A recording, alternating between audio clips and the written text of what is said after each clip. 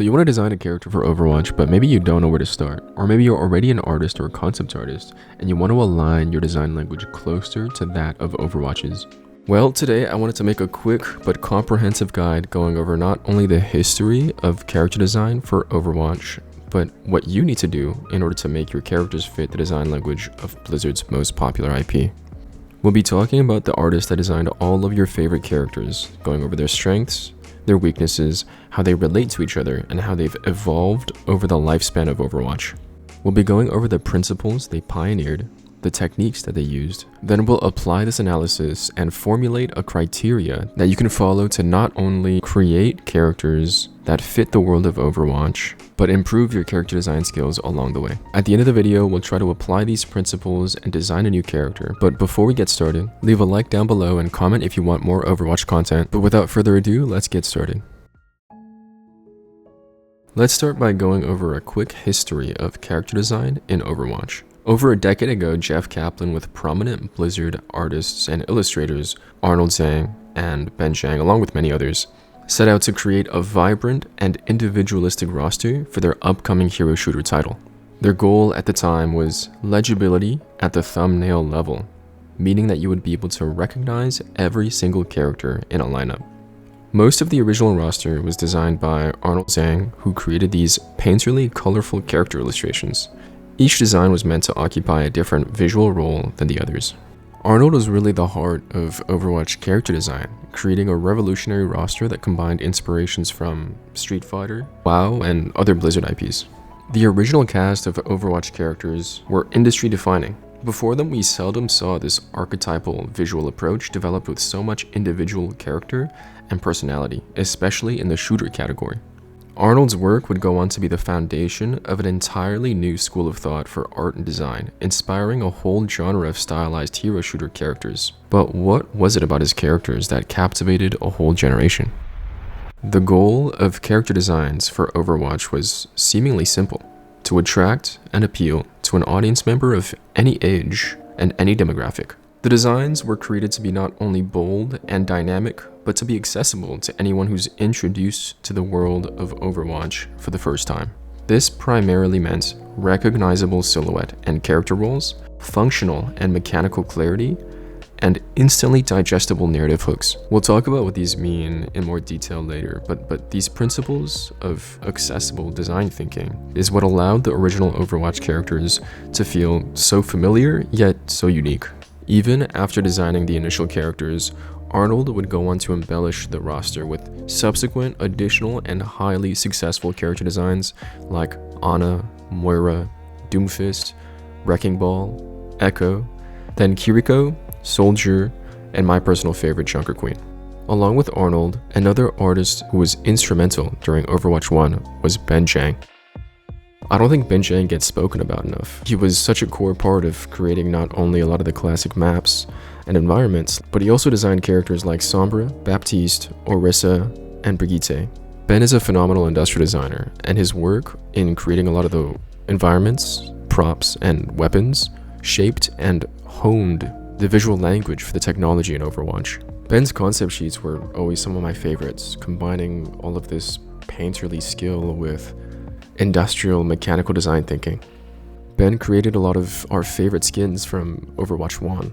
The art team at Overwatch would continue to grow, and it was during this time that we would start seeing the designs of more artists in the form of skins from the likes of Q Fang, Daryl Tan, both of whom would go on to become prominent figures in the design history of Overwatch.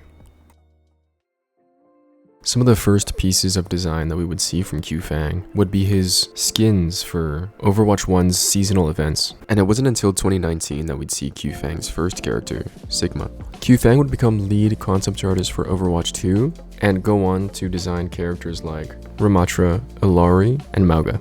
To me, Q Fang's work really embodied the most polished version of the Overwatch 1 design philosophy, and he was really good at communicating these characters with overtly magical or supernatural powers, but weaving those functional ability interactions into the mechanical shape design of his character's costuming. Now, really quickly here, I do want to mention that going from Overwatch 1 to Overwatch 2, the team did set out to establish a different style guide for the character redesigns and supposedly the characters that would be coming out past the redesigns. These new characters and these new looks would be cleaner, sharper, edgier, sleeker. Characters who previously had maybe different levels of technological advancement and culturally informed shape design were sort of streamlined into this consistent, similarly manufactured, cleaner and more mechanically interconnected uniform. Again, we'll sort of talk more about what this means visually later in the video. But for now, let's move on to Daryl Tan. So Qfang left Overwatch in 2023, and it was after this point that Daryl Tan took over as lead concept artist. And thus we move into the final, most recent era of Overwatch. After Daryl took over, he would proceed to design the characters Lifeweaver, Juno, Wu Yang, as well as most of the Overwatch revamp characters. Daryl's earliest skin designs for Overwatch, I remember looking at those sheets and they always had a very comic book or, very animation drawing type of focus on line weight and gesture. So it's no surprise that when we started seeing a lot of his design work for these new characters, their design process also embodied a lot of animation focused expression exploration, as well as incorporating a lot of personality and gestural drawing into the ideation process. Daryl is still currently the lead concept artist at Blizzard Overwatch, but throughout the recent years, a lot of artists have come and gone when it comes to designing characters for Overwatch.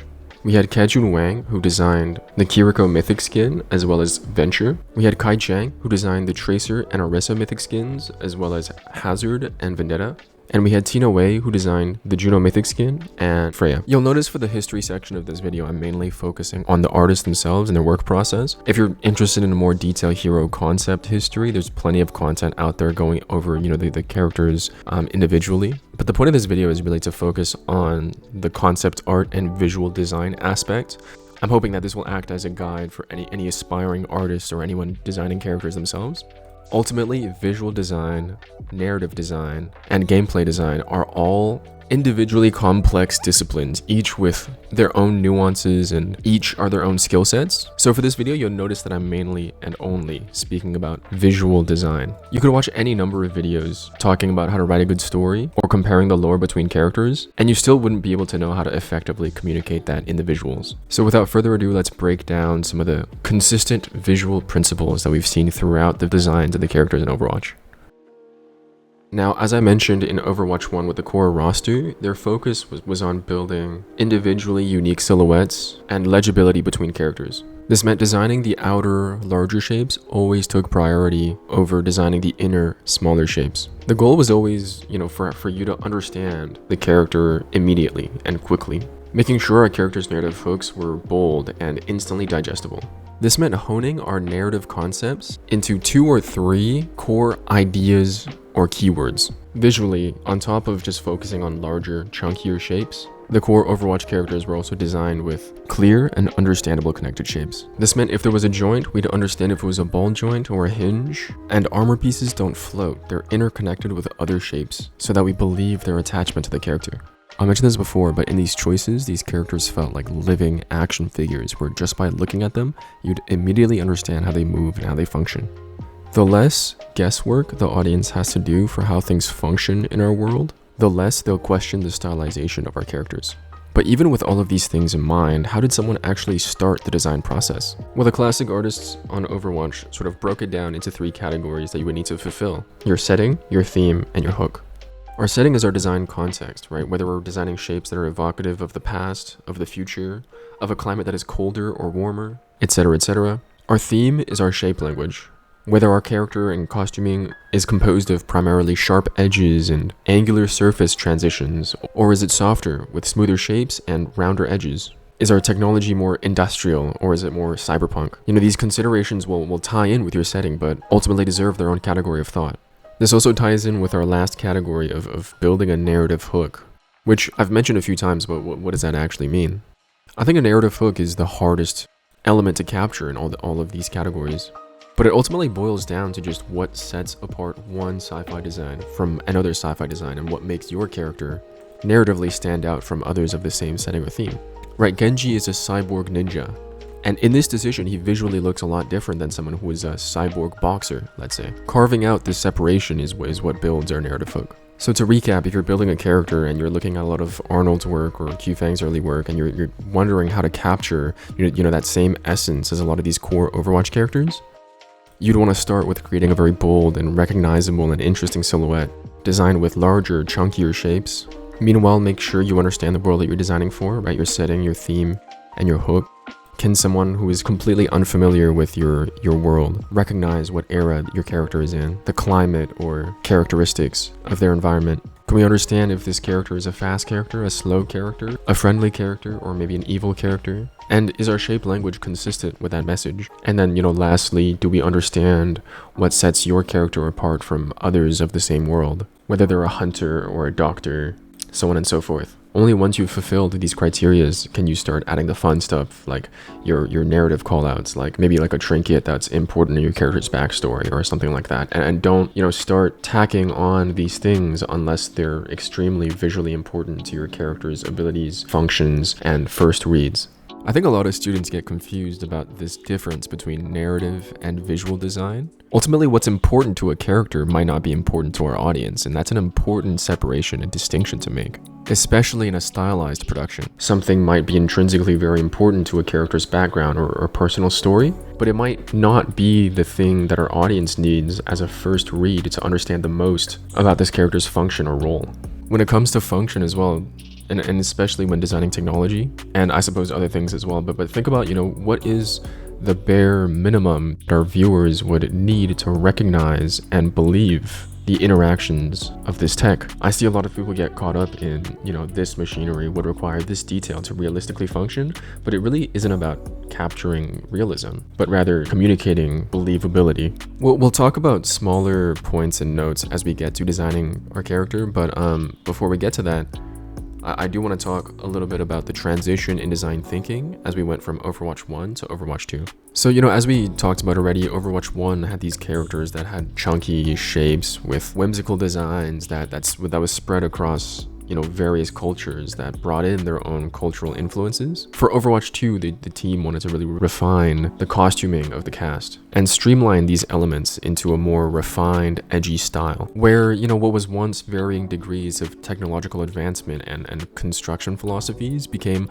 sort of a streamlined, manufactured, mechanical costume. Direct visual references like patterns or cultural callouts became more abstracted. While this succeeded in giving our existing characters a much more refined, streamlined, upgraded look, I do think there's a weakness in this approach when you're releasing new characters, which is that any additional character that's added to the roster is not going to have an initial design context. It's cool to see a character that we've already gotten to interact with streamlined and upgraded into a sharper look. But when a new character comes out that we've never seen before, and we're abstractifying a lot of their cultural references, and we're streamlining a lot of their technological shapes with the existing cast, this can create an issue where new characters coming in can feel a little bit less unique or communicative, especially because we've put so much effort into streamlining them with the existing cast. They lose out on what separates them. So, the language gets lost a little bit when I see characters like Mauga, who I personally think is taking a very Overwatch 1 approach to design, right? With a lot of really big, chunky, blocky shapes that are interconnected with each other, compared to someone like Lifeweaver, for example, both of whom are, very successful designs in their own right, but showcase a very different design thinking when it comes to their technology and their costuming. And especially now with the Overwatch revamp, I think it is a little bit hard to distinguish what characters still retain some of the core philosophies of the Overwatch 1 roster and what characters are trying to push into the more streamlined, manufactured look of the Overwatch 2 characters. Before I can start the demo section, I do have to acknowledge that for this video, again, we're focusing deliberately on specifically Overwatch and their concept process. And I make this distinction because every single game, every single project has their own design language and their own design process and their own design philosophies. Things like, where we are on the realism scale and how to design our shapes to conform to that positioning on the spectrum. Things like how our models are handled, so whether or not we're going to be able to paint a lot of texture, or also things like how do our characters move and how does the audience see our characters. If you're designing for League of Legends, there's going to be a whole different set of constraints compared to designing for something like Apex Legends. You have all of these visual principles and design rules that are separate from telling a story or, designing gameplay. So it becomes an impossible task to generalize all of these aspects of a game character. I see a lot of design content out there that just by listening to what they're saying, you can tell that they have a weaker understanding of the production process, especially if they fail to address the goals and the intentions of sort of all of these different disciplines and professions. But regardless, after all that talking, after all that explanation, let's try to apply some of these principles that we've been breaking down and try to, come up with a new character together using these. I'm not a Blizzard artist, so I can't promise this will be any good, but I'll treat this as a drawing exercise, and we'll try to match some of our thinking and design process with all of the theory that we've previously discussed. I also want this demo to be accessible, so yes, I am going to pick a very simple, maybe on the generic side type of character, and I don't want to see any comments saying, oh, why didn't you do, some flamethrower octopus or something like that. I'll also point out now that if you're trying to get into Blizzard as a concept artist, you're much better off designing cosmetics and skins over characters. It's what Qfang did, it's what Daryl Tan did, it's what Tino Wei did, it's what all these artists did. Designing a character has so much nuance for AAA stylized production that you're much better off showcasing your skill and design thinking through designing skins or cosmetics for the game. Everyone I know working at a AAA studio doing concept got in doing skins. So again, if you're building a portfolio for the industry, design skins. Alright, let's get started by brainstorming some clear character roles to inspire our narrative hooks. To this end, I thought of a few different, classic video game archetype roles like puncher, kicker, jumper, stabber. Ultimately, I landed on this jumper sketch with a distinctive leg focus. Given some of the discussion in my comments, I thought it would be an interesting challenge to design so much focal tech that is so far away from our face area and try to balance our read. A jumper character with a leg focus made me think of rabbits and bunnies, so I immediately added these bunny ears as part of my silhouette callout, and decided to use a lot of round shapes. In my exploration, I had these circles connected to my weaponry, so that looked a lot like a Tommy gun, and I ended up wanting to design like a mobster bunny kind of a character. In the very beginning, you see me struggling to flesh out these leg armor shapes here. Usually when a character or a skin is designed, there's over a week of just ideating and early sketches and, going from version to version of different options for shapes and things like that. But I don't want to spend too long on this, so, I set a timer for like 2-3 hours and I'm just ideating as I draw. I should have pulled up more reference as well, but for the leg and tech designs, I'm mainly looking at Arnold's work on the earlier Lucio and Diva drawings. So you'll see a lot of similarities in the way that these mechanics are constructed. Again, the goal with this demo isn't to create a groundbreaking, completely innovative new design, nor is this a representation of who I think should be on the roster. It's more, again, just a drawing exercise. I find that there's usually a lot of content out there for the foundational design considerations, like finding good reference, telling a good story, giving your character's personality or something like that. And I totally get that that's the fun part of character design, but investigating the production visual design principles of whatever media you're interested in, that's sort of the next step in that process. As I'm drawing out this leg, I'm going back to our Overwatch 1 principles of clear, recognizable, interconnected shapes in our machinery. So every time there's a plate of armor or every time there's a joint, I'm asking myself, is this connection point clear? And are we understanding how it's attached to the rest of the costuming? Understanding the three-dimensional forms as you're drawing is one of the hardest parts for me in my line work. I've always been much more of a painter, so you'll see me struggle a lot to design these shapes starting out. So if I get stuck on a part, I'll move to the upper body and you'll see me cheekily sort of, you're not supposed to do this by the way, move into the portrait and draw some of the facial features. As I'm designing a lot of this tech, one of my key focuses is on retaining the design rhythms that I initially established when I laid out the drawing. These S-curves and C-lines can't be disturbed by any detail that you're adding to the character. And our audience still has to get the sense of the same flow that's in your drawing, I find that this is a lot of the times the reason why students have sketches that have great rhythms, but then once they refine those drawings, they find that the drawing and the pose and the machinery and the design gets very static. And typically the reason for that is they've lost sense of their design rhythms. As I moved into the upper body here, I was thinking a lot about what kind of gangster I wanted this character to be. And for some reason, I ended up thinking of the Peaky Blinders. So I wanted to give it the same hat with like a suit vest.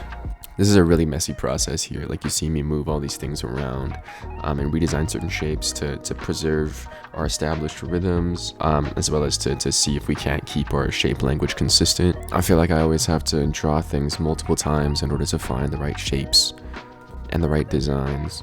It's crazy though. I used to watch like Daryl Tan's videos, or I'd look at like Ben Zhang's 2-3 hour demos, and they were always able to like instantly capture some crazy complex mechanical design in like a really short time, and that feels so unattainable right now. But you know, I still figured I'd draw out a character if I'm gonna talk so much about, you know, these principles and theories. You see a really bad habit of mine as I'm sketching over here, which is that I really want to get into doing a more refined layer of the drawing before even establishing all of the design underneath. Cleaning up a drawing is definitely like sharpening a blade, where you can't really move on to the next grid until you're finished refining at the current grit level. So even as you see me do this more refined layer of drawing, I'm still gonna have to go back and clean up the design work in the mechanics in the lower body. As I'm settling in with these shapes that I'm somewhat satisfied with, I'm going back to those criteria that we previously established, and I'm wondering if these designs are effectively communicating what I want them to, which is, you know, do they look to be part of the Overwatch world? Does my overall silhouette and shapes still evoke the imagery of a bunny or a gangster? You know, are the machineries and mechanics that I'm designing actually communicating the fact this character is focused on jumping? You see me quickly block out a Tommy gun sketch here. I don't want to focus too much on the prop today. Maybe I'll do another video if there's enough interest going over just prop design. Okay, so here's our first pass gangster bunny Overwatch character drawing. It's still pretty underdeveloped, but hopefully it shows some of what we've talked about before about the process of starting out a character and then, you know, how that would be physically manifested. There's a lot of other videos that you can watch on other important aspects of this process, like research, which is probably like the biggest part of concept, reference gathering, stuff like that. But again, this video is for our visual rules that, you know, hopefully I've somewhat adhered to within this drawing. But we're not done yet. This is sort of like a first pass Overwatch 1 rough character pitch. Let's try to refine this a little bit.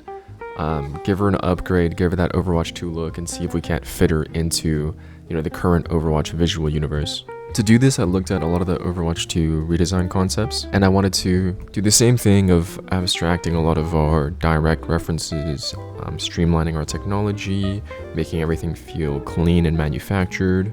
This is one of the hardest parts of designing a character as opposed to a skin, where, you know, in a skin you can directly relay these themes. It's cosmetic, right? But when a character, you have to really abstract these references in accordance with the visual language of the game world. You can see me really struggling to abstract this upper body, but I ended up landing on this you know, abstracted collar area and visual motif of the suit and tie that I think I was fairly satisfied with. Then I went and did a few more passes on the leg. This was definitely the hardest part, right? I looked at a lot of Doomfist's Overwatch 2 gauntlet combined with some of Lucio's Overwatch 2 leg, and it's really just a mishmash of all these things. I still wanted to stick with a set time on this one, so I set like a 3-hour timer, but I completely blew past it. Don't worry, I'll talk about all the choices that I've made in the earlier pass and this pass once we have the final images. If you guys want like a longer length video, less edited process where I'm going over maybe every single line that I put down as I'm drawing, let me know in the comments below. Well, there you have it, my quick, but you know, not that quick demo of a fairly simple character and how I would go about building a character design and a costume for Overwatch. A fairly simple concept, right? A jumper bunny character. I'm sure many of you at home are going to have, you know, much better ideas than this, but it's ultimately through this simplicity that I wanted to show how, you know, the Overwatch artists go about constructing their visuals. But again, I've never worked at Blizzard, so if you're a Blizzard artist watching this and you're cringing right now, I'm sorry. But let me at least go back through, you know, those initial criteria that we set out, and talk through the visual choices that were made along the way. So first thing we talked about is silhouette. This character's main role is a jumper bunny. So I really wanted to highlight the legs and especially the thighs of this character that's going to be doing a lot of jumping. I think she's a fairly recognizable DPS type character. I mean, you can make a case for support, I guess. I really should have designed in another ability that you can see, but who knows, maybe her kit is mostly just her primary and then a lot of jumping or kicking. I will say though, with these chunky legs, she doesn't look as mobile, so maybe she's more like BAP where most of her mobility comes in these vertical jumps. Anyway, gameplay aside, the next principle that we talked about after silhouette was, clear mechanical shape design. So, to that end, I added these hydraulics in her legs, but ultimately I think I could have done more to push this jumping technology. If we think about our setting theme hook, I tried to choose a lot of tech shapes that would be in line with Overwatch's design language. And then for my theme and hook, while I think Bunny is fairly recognizable, there were probably other decisions that I could have made or pushed to make the gangster read more instant. I think maybe a strap to the Tommy gun or maybe even a different angle could have shown that gangster silhouette a little bit stronger. Now regarding the changes that I made from the Overwatch 1 version to the Overwatch 2 version, although I referenced some of the Overwatch 2 redesign concepts, I think some of the technology in this upgrade is getting a little bit too over-designed and too busy, especially because Overwatch been pushing towards a simpler, more minimalist direction recently, and maybe this is not the right thinking to fit this character into the current roster. But those first drawings that we got to see for Overwatch 2 were so cool, so that's some of what I tried to capture. With the more stoic portraits, the more heroic postures and upgraded technology. I wanted to use this consistent bullet shape echoed into her belt in the first design. In the second design, I turned it around because I thought it looked like a D and I thought it would help me name the character, but I suck at naming characters, so I genuinely still have no idea what her name could be. Let me know your suggestions and thoughts in the comments below, and whatever the most liked suggestion is will just be the character's name. There's a lot of things that I'm not going to cover in this video that I want to save for future more in-depth discussions, but I hope seeing me go through this drawing process was helpful in understanding some of the visual design considerations that artists make when actualizing their concepts. I hope this was at least somewhat helpful or interesting to those who enjoy character design and enjoy Overwatch. I'd love to keep making videos on the topic. I'd love to maybe do an episode focused primarily on how to design skins and the history of skin designs, where we design a skin for an existing character, or maybe this one. I'd love to do an episode just on weapon and prop design, where we go really in depth about how to create a functional and visually captivating prop or a weapon. As I paint this portrait for my thumbnail here, I'd also love to do a video where I do an entire render of the character and I paint out. I go from, flat lines in black and white to full color and render and sort of talk about my considerations during that process. So let me know what you guys are interested in next and where you guys want this channel to go. I'm also happy to go back to focusing primarily on critique and analysis. So maybe looking at the character designs and critiquing them in a different game. I'll wrap up the video by saying that Arnold Zhang once said that a good character design makes you feel like falling in love or love at first sight before you know anything about them, before you've understood their backstory, before you've understood their personality details. What can an artist design into a character to make you fall in love at first sight? That's part of why I focus so much on these visual principles, right? I feel like people are so good at designing personality and backstory and lore and symbols, but oftentimes miss out on the translation of those things into a visual design. But anyway, that's going to do it for this video. I hope that was helpful. Leave a like if you enjoyed, comment what you want to see next, and I'll see you next time.